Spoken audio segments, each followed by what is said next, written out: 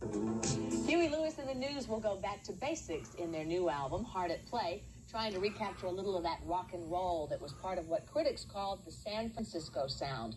Huey keeps a low profile these days, but he was anxious to talk about the news. His band is back in the spotlight.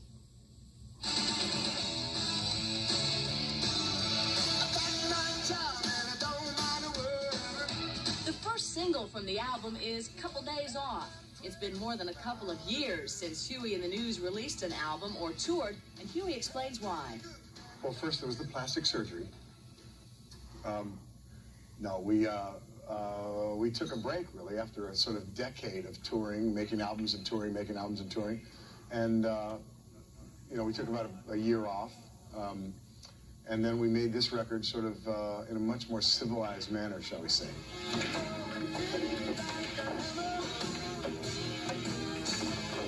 Huey is happy his profile's a bit lower these days. That was a white ball.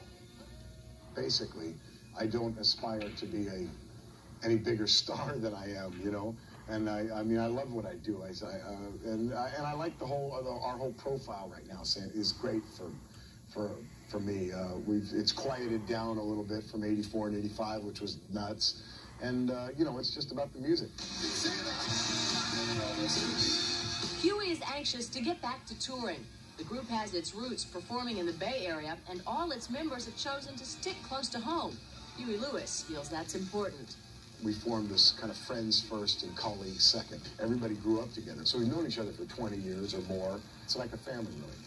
And while other bands have fallen by the wayside, Huey and the News have endured. We're, over 30, dare I say it. We still like to rock hard, and I think there's a lot of people who really like to rock and roll, but they might be, in their 30s. And just because you're older doesn't mean that you want to have everything sort of soft and light and peaceful.